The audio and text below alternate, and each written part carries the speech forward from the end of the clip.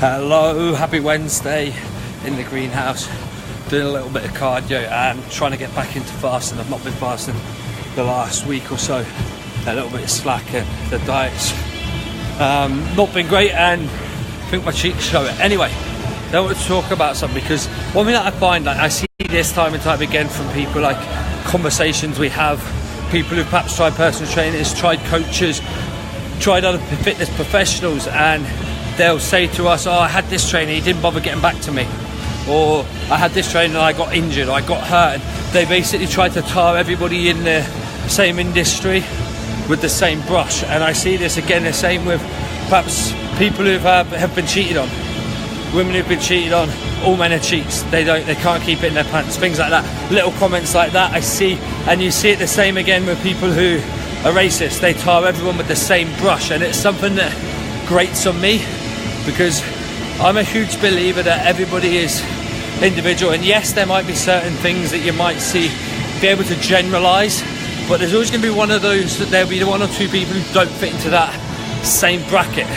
It's like, some people will say all people who are overweight are lazy, but that's not true. Some people who are overweight are lazy, but also some people who are healthy weight are lazy.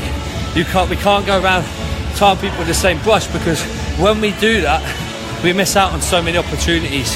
We miss out on so many different prospects, because we're closing our mind and we're telling ourselves that somebody who had a certain characteristic or a certain thing going on in their life ruined it, or done something wrong to abuse the relationship and the trust, you're no longer going to allow anybody who was similar to them again.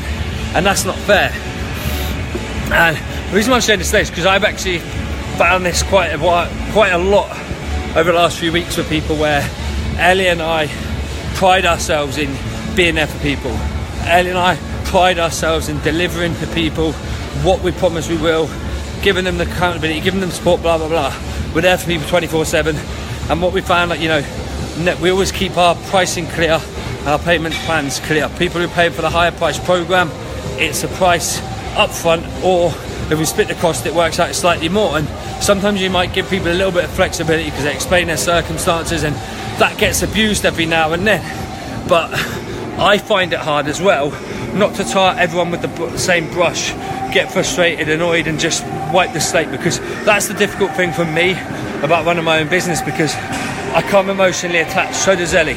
We become emotionally attached to our clients because they're our life, they're our people that we genuinely want to help them.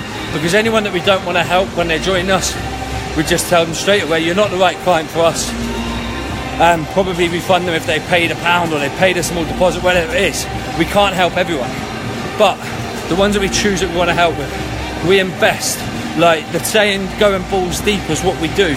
We will not be let down, or we will not let our clients down in terms of accountability and support. And when sometimes that gets abused, or people will constantly what they call become arseholes for a period of time, and then they want to cut ties and not pay when they should be paying what they've agreed to and signed and agreed to terms and conditions, that's frustrating. But we don't allow that to affect the way we are with other people.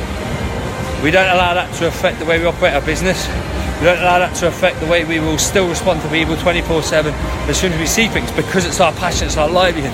And my message to you is the same.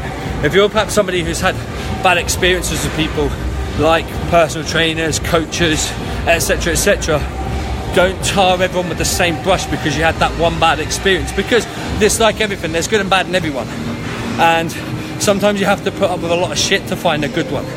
It's the same what I say to people in relationships. Yes, your partner or your previous partner may have cheated on you, but that doesn't mean the next person will. What you've done is learnt a lesson. Look at the behavioural habits that person has. Look at the way that they lie to you about it, and assess it, and then you'll start to recognise these things before it happens again. And when you know it's next going to happen, cut ties.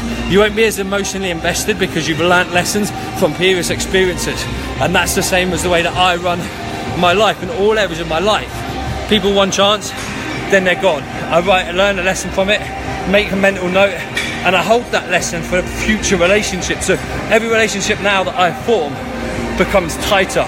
Every relationship now that I form becomes a stronger, more, a more emotionally connected relationship, because I'm not afraid of being let down. I'm not afraid of having my trust abused. I'm not afraid of letting go of the fact that, yes, I could get hurt. But do you know what's more chance of getting, what's worse than the risking being hurt? It's not even allowing yourself to get emotionally connected to people and have good, strong bonds with people. That's scarier than the thought of me getting hurt and my trust abused. So that's what I've got for today. Keep it simple. Don't tar everyone with the same brush. Just because one person does something that's negative to you doesn't mean everyone else who's similar or got the same characteristics as them will do the same. I promise you, there's good and bad in everyone. That's all I've got, peeps. About to go and hit big chest today. See ya.